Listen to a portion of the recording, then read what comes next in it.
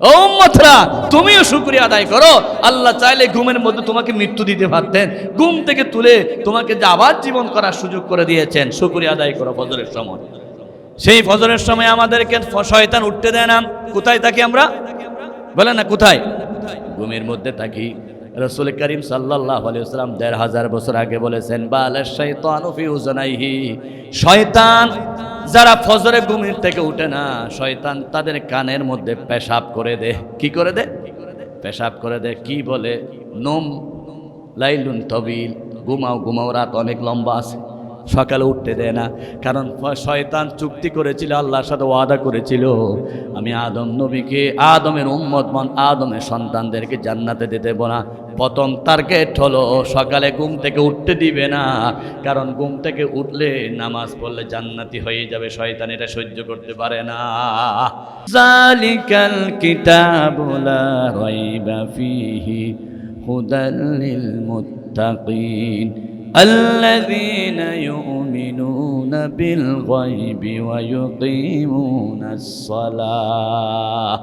আল্লাহ রাব্বুল আলামিন বলেন, আলিফ লাম মিম হরফ মুকাত্তাত বিচ্ছিন্ন বর্ণ, আল্লাহু আ'লামু বিমুরাদিহি বিযালিক। যালিকাল কিতাব, এটা এমন একটা কিতাব, this is the book, there is no doubt, এমন একটা কিতাব যাতে কোনো সন্দেহ নাই। মুত্তাকিনের হেদায়েত করার জন্য এই কিতাবটা নাজিল করা হয়েছে। মুত্তাকি কারা? এক নম্বর পরিচয় হলো যারা ঈমান এনেছে আল্লাহর উপর। দুই নম্বর পরিচয় হলো যারা আল্লাহ রাব্বুল আলামিনের জন্য নামাজ পড়ে। মুত্তাকিন কারা? যারা নামাজ পড়ে।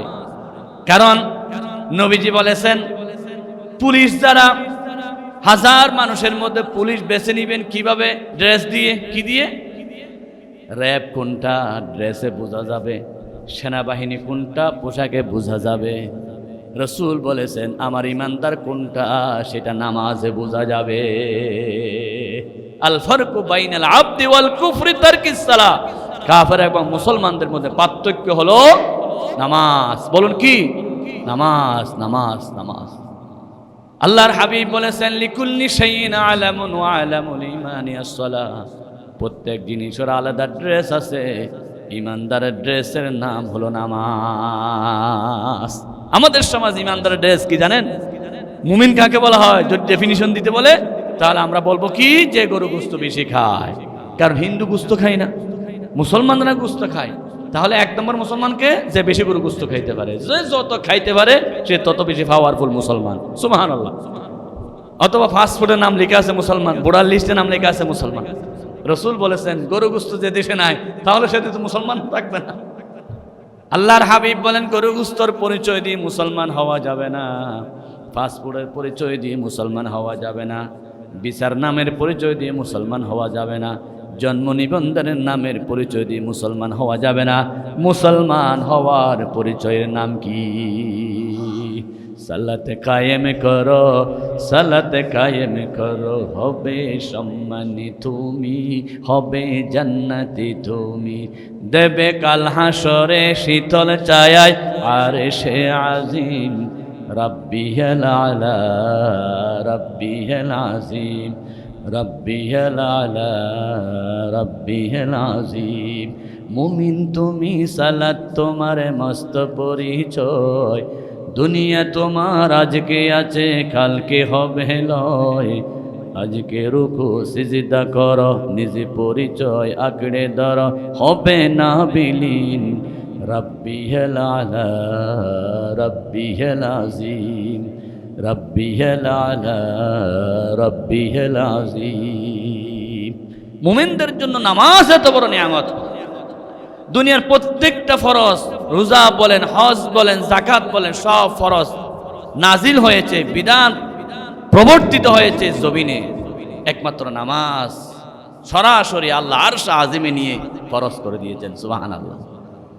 দুনিয়ার যে কোনো ইবাদত করতে গেলে আপনি মোবাইলে কথা বলতে পারেন, যাকাত দিচ্ছেন, মোবাইলে কথা বলতে পারবেন না? পারবেন কিনা? হজ করার সময় মোবাইল ব্যবহার করা যাচ্ছে, রোজা রাখার সময় মোবাইল ব্যবহার করা যাচ্ছে। একমাত্র মোবাইল ব্যবহার করা যায় না কোন ইবাদতে? শুরু থেকে আল্লাহু আকবার থেকে সালাম ফেরানো পর্যন্ত আল্লাহ ছাড়া কারো সাথে কথা বলা যাবে না। আমি তো এখন ডাইরেক্ট মুনিবের সাথে কথা বলতেছি। আমার দেশে ডিজিটাল কিছু মুসল্লি আছে, নামাজের মধ্যে মোবাইলে মিস কল দিয়ে বলে, কল যখন আসে ধরে বলতেছে আমি এখন নামাজে আছি। সুবহানাল্লাহ। এমন কিছু মুসল্লি আছে, কারণ তার ব্যস্ততা বেশি। নামাজ এমন একটা ইবাদত, শুরু করা থেকে শেষ পর্যন্ত ডাইরেক্ট মুনিবের সাথে সম্পর্ক, আর কারোর সাথে সম্পর্ক রাখা যাবে না। একজন আসামি হাকিমের সামনে কোর্টের মধ্যে যারা দেখেছেন তারা জানেন, কাষ্ঠুরিতে দাঁড়িয়ে বলতে হয়, মাই লর্ড, ও আমার বিচারক, আমি এই কাজটা করেছি, করি নাই, করে হাত তুলে বলতে হয়, ঠিক কিনা? হয়তো আপনারা অনেকে জানেন না, এটা হচ্ছে কোর্টের নিয়ম। আপনাকে কাষ্ঠুরিতে হাত তুলে স্বীকার করতে হবে, আসামির মতো হয়ে, যত বড় নেতা হন না কেন, সেখানে আপনি আসামি। আল্লাহ রাব্বুল আলামিন এমন পাওয়ারফুল, যেই বিচারকের চেয়ারে বসে অন্যায়ভাবে জুলুম করেছে আল্লাহ, সেই বিচারককে আবার কাষ্ঠুরি আসামির কাঠগড়ায় ডাইরেক্ট দাঁড় করাইছেন, ঠিক কিনা? এই যে বাংলাদেশের শ্রেষ্ঠ বিচারপতি নামক কলঙ্ক মিস্টার শামসুদ্দিন মানিক, যিনি আলেম ওলামার ফাঁসির রায় দিয়েছিল, মুনিব সেই শ্রেষ্ঠ বিচারককে ওই হাকিমের চেয়ার থেকে কাঠগড়ায় আসামির চেয়ারে দাঁড় করাইয়া দিয়েছে। খোদা পারে কিনা?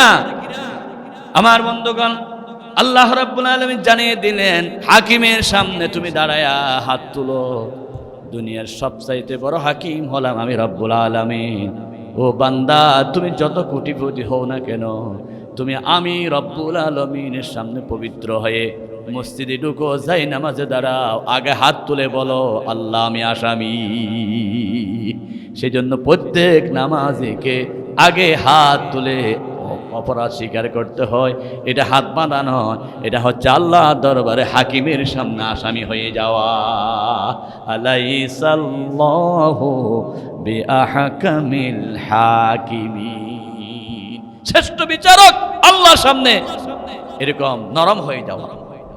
এবার আপনি নিয়ত করলেন, নিয়ত করতে হলে হাত কান পর্যন্ত আনতে হয়। তার মানে কি? স্যালেন্ডার করতে হয়। মুনিব, তোমার সামনে আমি স্যালেন্ডার করে ফেললাম, আমি কিচ্ছু না তোমার সামনে। এবার মুনিব ফেরেশতাকে ডেকে বলো, ও ফেরেশতা, দেখ, তোরা বলছিস মানুষগুলো না বানানোর জন্য, আমি তোদের সাথে বিরোধিতা করে না মানুষ তৈরি করেছি, এই মানুষ কিভাবে আমার সামনে আসামি হয়ে গেল, দেখ। নিজের অস্তিত্বকে বিলীন করে দিয়েছে। এবার আল্লাহ রাব্বুল আলামিন বলতেছেন, তুমি প্রধানমন্ত্রী, তোমার দারোয়ান ফিউন ওই আল্লাহর সামনে যখন হাজির হয়, দারোয়ান বলো ফিউন বলো সবাই এক সমান হয়ে যেতে হবে। পৃথিবীতে একমাত্র ইবাদত নামাজ, যেখানে কোনো ভেদাভেদ নাই। কোনো প্রধানমন্ত্রী বলতে পারবে আমার সামনে দারোয়ান দাঁড়াইতে পারবে না? বলতে পারবে? রিজার্ভ কোনো সিট নাই। নামাজে সবাই সমান, কোটিপতি আর জিরোপতি। 10 তলার মালিক, গাছতলার নিচে শুয়ে থাকা মানুষ এক জায়গায় দাঁড়াতে পারে, সেটার নাম কি? নামাজ। কি সাম্য তৈরি করেছেন! ইহুদিরা বলে, মুসলমানদেরকে আল্লাহ যে নিয়ামত দিয়েছেন নামাজ নামক, এই একটা নিয়ামতেই তারা অনেক এগিয়ে যেতে পারে। আমাদের মধ্যে সেই নিয়ামতটা নাই। কেমন নিয়ামত? 1 নম্বর নিয়ামত হচ্ছে নামাজে আমরা মুনিবের সামনে আসামি হয়ে গেলাম। 2 নম্বর নিয়ামত হচ্ছে নামাজ আমাদের কোনো ভেদাভেদ নাই, সবাই সমান হয়ে গেলাম। আমার বন্ধুগণ, 3 নম্বর নিয়ামত হচ্ছে এই নামাজটা একটা মারাত্মক, একটা সুন্দর একটা সম্মেলন। মুয়াজ্জিন আজান দিয়েছে, আজান দেওয়ার সাথে সাথে এলাকার কোন জায়গায় কোন মুসল্লি আছে সবাই এক জায়গায় লাল দিঘির ফারের মতো জমায়েত হয়ে যাচ্ছে, সম্মেলন। আল্লাহু আকবার। 4 নাম্বার, এই নামাজের মাধ্যমে এলাকার খবর হয়ে যাচ্ছে, কে অসুস্থ, কে রোগী। উনি তো নিয়মিত নামাজে আজকে আসতে পারে না, কেন আজকে উনি রোগী হয়েছেন। আমার রাসূল বলেছেন, ফজর পড়ো, আসর পড়ো, মুসল্লিদের দিকে ইমাম সাহেব ঘুরে দেখো কোন কোন মুসল্লি আসছে, কোন কোন মুসল্লি আসে নাই। আবার খবর না, উনি কেন আসে না, উনি কেন আসছে, খবর নিয়ে জানতে পারবা কোন কোন রোগী আছে। তোমরা জমাতবদ্ধ হয়ে তাড়াতাড়ি রোগীর খবর নাও। আমার নবী বলেছে, প্রথমে 70,000 ফেরেশতা তোমার জন্য দোয়া করবে তুমি যদি রোগী দেখার জন্য চলে যাও। সুবহানাল্লাহ। উনি যে রোগী, মেসেজটা কোথায় পেলাম? উনি নিয়মিত মুসল্লি, আজকে মসজিদে আসে নাই, সেটাই মেসেজ। আল্লাহু আকবার বলেন। কি সুন্দর একটা সম্মেলন, কি সুন্দর একটা ডিসিপ্লিন, দেড়টায় নামাজ, রিয়াজাতু আবনানিন, তাহারাতু আরদানিন, কি সুন্দর একটা শৃঙ্খলা। আমার শরীরে ময়লা পড়ছে, রক্ত পড়ছে, নালা আর পানি পড়েছে, আমি তো নামাজে তাড়াতাড়ি গিয়ে আপনি কাপড়টা পরিষ্কার করতে আসতেছি। আরে যারা নামাজ পড়ে না, সারা দিন যদিও না পাক থাকে, তাদের খবর থাকে না, কিন্তু নামাজের কারণে আপনার শরীর সব সময় পবিত্র রাখার সুযোগ করে দিয়েছেন কে? নামাজ যারা পড়ে না তাদের খবরও নাই। নামাজ যারা পড়ে তাদের মনে টেনশন, আরে এখন তো জোহর আজান দিবে, শরীরে তো এখনো ময়লা আছে, এখনো তো কাপড় মধ্যে রক্ত পড়ছিল, নালার পানি পড়ছে, এটা চেঞ্জ করতে হবে। আপনাকে রুচি পরিবর্তন করালেন, আপনার শরীর তো পবিত্র রাখলেন কে? আল্লাহ। কিসের মাধ্যমে? একটা নামাজ কিভাবে পরিষ্কার করছে দেখছেন? সুবহানাল্লাহ, কি সুন্দর একটা নিয়ম আল্লাহ আমাদেরকে দিয়েছে। এগুলো তো ইসলামের নিয়মে বলতেছি। বৈজ্ঞানিক দৃষ্টি দেখলে নামাজের আরো অনেক উপকার, অনেক উপকার। বিজ্ঞানীরা বলেন, মানুষ যখন নাকি সিজদায় যায়, প্রত্যেকটা বিল্ডিং এর পানির টাঙ্কি থাকে উপরে। কোথায় থাকে? আল্লাহ রাব্বুল আলামিন মানুষের সবচাইতে বড় নিয়ামত ব্রেন উপরে দিয়েছেন, মাথার উপরে। ব্রেনটা উপরে নাকি নিচে? উপরে। ব্রেন থেকে সব কিছু আপনার পরিচালিত হয়। রাস্তায় একটা সাপ দেখেছেন, চোখ সাথে সাথে ব্রেনকে মেসেজ দিবে, ব্রেন সিদ্ধান্ত নেবে হয়তো দিতে হবে দৌড়, না হলে একটা লাঠি নিতে হবে। আপনি রাস্তায় একটা গর্ত দেখলেন, ওই গর্ত থেকে বাঁচার জন্য চোখে আগে ব্রেনকে দিয়ে দিবে। একটা মাইকের আওয়াজ শুনলেন, ওদিকে সুন্দর একটা নাচ চলতেছে, কান তাড়াতাড়ি মাইকে ব্রেনকে পৌঁছাইয়া দিবে। ব্রেন এবার সিদ্ধান্ত নিবি আমি কি ওখানে যাবো কি যাব না। সব কিছু ব্রেনে কাজ করবে। এই ব্রেনটা হচ্ছে মাথার উপর। কিসের উপর? ব্রেন পরিষ্কার করার জন্য এই ব্রেনে রক্ত সার্কুলেশন হতে হবে। আপনার যেখানে রক্ত যায় সেখানে অবশ হয় না, মাঝে মধ্যে হাত পা যে অবশ হয়ে যায়, তার কারণ হলো রক্ত চলাচল স্বাভাবিক থাকে না। কোলেস্ট্রলের মধ্যে কোলেস্ট্রল জমে যায়।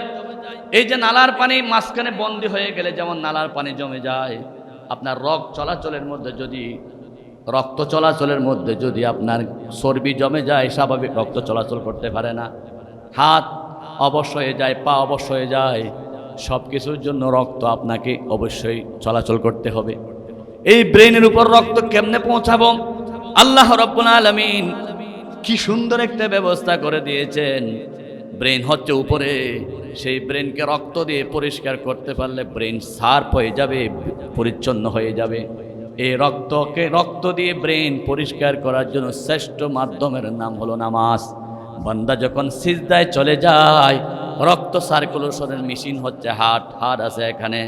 হার্ট থেকে মাথা যখন ব্রেন যখন নিচু হয়ে যায়, হাড়ের রক্ত ব্রেনের মধ্যে চলে যায়, রক্তগুলো ওয়াশ হয়ে যায়। যত বেশি সিজদা দে তত বেশি ব্রেন পরিষ্কার করে দেন কে? সিজদার মাধ্যমে ব্রেন পরিষ্কার হয়ে যায়, কারণ তখন হাড়টা উপরে হয়ে যায়, মাথাটা নিচু হয়ে যায়, ব্রেন সেখানে রক্ত দিয়ে পরিষ্কার হয়ে যায়। সেজন্য মহিলারা যে ফেয়ার অ্যান্ড লাভলি মাঝে কয়েকটা বিজ্ঞানীরা বলেন যে ফেয়ার অ্যান্ড লাভলির মাজার চাইতে বেশি বেশি সিজদা দিলে চেহারা আরো বেশি সুন্দর হবে, কারণ চেহারার মধ্যে যত রগ আছে সব রগের মধ্যে রক্ত পৌঁছাবে। যখন চেহারাটা নিচু হবে, হাড়টা উঁচু হবে। এটার মাধ্যম কি? সিজদা। সিজদা দিলে পরে চেহারা সুন্দর হয়ে যাবে, সিজদা দিলে পরে ব্রেন পরিষ্কার হয়ে যাবে, সিজদা দিলে পরে মেধা বেড়ে যায়। আল্লাহু আকবার। আল্লাহ রাসূল বলেছেন সিজদা কত বড় নিয়ামত। বান্দা যখন সিজদা দেয়, সাথে সাথে আল্লাহ রাব্বুল আলামিন কদমটা বিছায়া দেয়।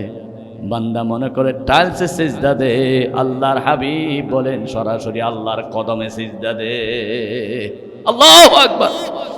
মুসা আলাইহিস সালাতু ওয়াস সালাম আল্লাহকে বলেছিল, রব্বি আরিনি, আমি আপনাকে দেখতে চাই। আল্লাহ বলেন লান তারানি, আমাকে দেখার সুযোগ নাই। মুসা নবী আল্লাহর সাথে অনেক দিন কথা বলেছিলেন, আল্লাহ একটু দেখা দাও, তোমার প্রেমে পড়েছি, তোমাকে না দেখলে বাঁচবো না। আল্লাহ বলেন, মুসা কুকুরের ফরানে ডুফিটা খুঁজলে পাবি না, হাজারো চেষ্টা করলে তুই আমার সাথে দেখা করতে পারবি না। এবার মুসা প্রশ্ন করলেন, আল্লাহ তুমি কি কারোর সাথে দেখা দিবে কিনা, সত্য করে বলো। আমি একজন নবী হয়ে এতবার আবেদন করলাম, একবারও দেখা দিলে না। আল্লাহ বলেন, মুসা সাক্ষীটা আমি রব্বুল আলামিন শুধু দেখা দেব আখিরি জামানার পয়গম্বর মুহাম্মদ রাসূলুল্লাহ সাল্লাল্লাহু আলাইহি ওয়াসাল্লামের উম্মতের সাথে। আল্লাহু আকবার। মুসা বলেন আমি নবী হয়ে দেখতে পারতেছি না, আপনি উম্মত হয়ে তাদেরকে দেখা দিবেন কেমনে? বলে আমার নবী আমার কাছে সীমাহীন প্রিয়, সেই নবীর উপর যারা কালিমা পড়বে ঈমান আনবে আমি তাদেরকে সরাসরি দেখা দেব। হয়তো তারা চোখে দেখবে না, তারা যখন সিজদায় চলে যাবে আমি রব্বুল আলামিন তাদের সামনে কদম বিছায়া দেব, তারা সিজদা দিবে সরাসরি আমি রব্বুল আলামিনের কদমের উপর। আসসাজিদুনা ইয়াসজুদুনা আলা কদমাইর রহমান। ও বেনামাজি, কেন নামাজটা পড়ো না? বেনামাজি তোমার কি ভয় নাই? ফেরিতে যে মানুষ মারা গেল একসাথে 40 জন, কত সময় কোন সময় তুমি মারা যাবা তুমি কি চিন্তা করো না? করোনার সময় যখন নামাজটা বন্ধ করে দিয়েছে, সরকার ঘোষণা দিয়েছে মসজিদে বেশি মুসল্লি আসা যাবে না, তখন ধাক্কায়া মসজিদ কমিটির বিরুদ্ধে বলেছ, কমিটিরা আমাকে মসজিদে ঢুকতে দিচ্ছে না, সরকারের বিরুদ্ধে বলেছ। যখন স্বাভাবিকভাবে মসজিদ খুলে দেওয়া হলো তখন তো তুমি আর মসজিদে আসো না, তোমাকে আর পাওয়া যাচ্ছে না। তুমি তো আল্লাহর উপর ঈমান এনেছো, রাসূলের উপর ঈমান এনেছো, তুমি কেমনে নামাজ ছাড়া থাকতে পারো? মুমিন কখনো নামাজ না পড়লে খানা খাইতে পারে না, ঘুমাইতে পারে না, সারাক্ষণ টেনশন। হাই আমি সারা নামাজ পড়ি নাই, আমি ফজর তো পড়ি নাই, সারাক্ষণ যার মধ্যে নামাজের টেনশন মনে করতে হবে সে মুমিন। আল্লাহু আকবার। আল্লাহর হাবিব বলেন মুমিনরা যখন নামাজের নিয়ত করলো সরাসরি আল্লাহর সাথে দেখা হবে তা নয়, আল্লাহর সাথে ডাইরেক্ট কথা বলে। আল্লাহু আকবার। বান্দা যখন বলে আলহামদুলিল্লাহি রাব্বিল আলামিন, সাথে সাথে আমার আল্লাহ জবাব দেয় হামিদানি আব্দি। বান্দা যখন বলে আর রহমানির রহিম, সাথে সাথে আমার আল্লাহ জবাব দেয় আসনা আলাইয়া আব্দি। বান্দা যখন বলে মালিক ইয়াউমিদ্দিন, সাথে সাথে বলে মাজ্জাদানি আব্দি। বান্দা যখন বলে ইয়াকা না'বুদু ওয়া ইয়াকা নাস্তাইন, আল্লাহ সাথে সাথে জবাব দেয় হাযা বাইনি ওয়া বাইনা আব্দি। তার অর্থ হলো আপনার সন্তান আমেরিকা, আপনার সন্তান সৌদি আরব, এখান থেকে কথা বলতেছেন আব্বু কেমন আছো? সন্তান বলতেছে আমি ভালো আছি, আব্বু তুমি কেমন আছো? সন্তানের সাথে কথা বললেন মোবাইলের মাধ্যমে, আল্লাহ বলেন আমার সাথে কথা বলো নামাজের মাধ্যমে। अल्लाह अकबर। जन्नत में मकान अपना बनाते हैं नमाजी, मस्जिद में बड़ी शौक से जाते हैं नमाजी। ও আল্লাহ, আমার সন্তান আমেরিকায় আছে, রাশিয়া আছে, জাপানে আছে, মোবাইল নাম্বার আছে, আপনি যে আরশে আজিমে আছেন আপনার মোবাইল নাম্বারটা নাই। আল্লাহ রাব্বুল আলামিন যেন বললেন আমার মোবাইল নাম্বার হচ্ছে 24434। 2 মানে ফজরের 2 রাকাত, 44 মানে জোহরের 4 রাকাত, আসরের 4 রাকাত, 3 মানে মাগরিবের 3 রাকাত, আর 4 মানে এশারের সময় 4 রাকাত। এই 4-5টা নাম্বারে ডায়াল করলে সরাসরি কাকে পাওয়া যাবে? আল্লাহু আকবার বলেন। আমার ভাইয়েরা, আবার আপনি প্রশ্ন করতে পারেন হুজুর ফজর 2 রাকাত কেন, জোহর 4 রাকাত কেন, আসর 4 রাকাত কেন, মাগরিব 3 রাকাত কেন, এশা 4 রাকাত কেন? আমি বুঝলাম না। আল্লাহ রাব্বুল আলামিন জানাইয়া দিলেন এই বোঝার মধ্যে অনেক কারণ আছে। 1 নম্বর কারণ হচ্ছে হযরত আদম আলাইহিস সালাতু ওয়াস সালাম দুনিয়ায় আসার পরে এই দুনিয়ার মধ্যে সীমাহীন অন্ধকার। আদম যখন জান্নাতে দুনিয়া আসলেন, এই দুনিয়ার মধ্যে চতুর্দিকে অন্ধকার। রাতের মধ্যে সকালবেলা যখন সূর্য উঠলো, আদম নবী খুশি হয়ে গেলেন। যখন আলো দেখলেন একটু একটু, আদম নবী আল্লাহর দরবারে 2 রাকাত শুকরিয়া আদায় করলেন। আল্লাহ, অন্ধকারও তুমি দিয়েছো, আলো তুমি দিয়েছো, অন্ধকার দূর করে আলো দিয়েছো। অন্ধ এবং আলো এই 2টার শুকরিয়া আদায় করে ফজরের সময় আদম নবী 2 রাকাত শুকরিয়ার নামাজ পড়েছিলেন। আল্লাহ রাব্বুল আলামিনের কাছে ভালো লাগলেন। আল্লাহ বলেন সমস্ত নবীর উম্মত, বিশেষ করে শেষ নবীর উম্মতদেরকে আদম যেই সময় শুকরিয়ার নামাজ পড়েছেন সেই সময়ে 2 রাকাত নামাজ ফজরকে আমি ফরজ করে দিয়েছি। ও উম্মতরা, তুমিও শুকরিয়া আদায় করো। আল্লাহ চাইলে ঘুমের মধ্যে তোমাকে মৃত্যু দিতে পারতেন, ঘুম থেকে তুলে তোমাকে যে আবার জীবন করার সুযোগ করে দিয়েছেন। শুকরিয়া আদায় করো ফজরের সময়।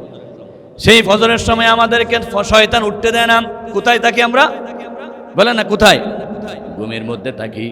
রাসূল করিম সাল্লাল্লাহু আলাইহি ওয়াসাল্লাম ১৫০০ বছর আগে বলেছেন, বালাশ শাইতানু ফি উযনাইহি, শয়তান যারা ফজরে ঘুমের থেকে উঠে না, শয়তান তাদের কানের মধ্যে পেশাব করে দেয়। কি করে দেয়? পেশাব করে দেয়। কি বলে? নোম লাইলুন তবিল, ঘুমাও ঘুমাও, রাত অনেক লম্বা আছে, সকালে উঠতে দেয় না। কারণ শয়তান চুক্তি করেছিল, আল্লাহর সাথে ওয়াদা করেছিল, আমি আদম নবীকে, আদমের উম্মত আদমের সন্তানদেরকে জান্নাতে দিতে না। প্রথম টার্গেট হলো সকালে ঘুম থেকে উঠতে দিবে না, কারণ ঘুম থেকে উঠলে নামাজ পড়লে জান্নাতি হয়ে যাবে। শয়তান এটা সহ্য করতে পারে না। হাদিসের মধ্যে আছে, যারা ফজরের নামাজ হাজির হয়, আল্লাহ তাদের নাম মুনাফিকের লিস্ট থেকে নাম কেটে দেয়। সুবহানাল্লাহ বলেন। সবাই বলবেন না আমি জানি, কারণ সবাই ফজরের নামাজ কালকেও পড়বেন না, আজকেও পড়েন নাই, আগামী 3 দিনও পড়বেন না, সপ্তাহ পর্যন্ত পড়বেন না। ইনশাআল্লাহ আল্লাহ তৌফিক দিলে সামনে রমজানে পড়বো। সেহরি খেয়ে ঘুমাবো না, ফজরটা পরে ঘুমাবো 1 বছর পরে।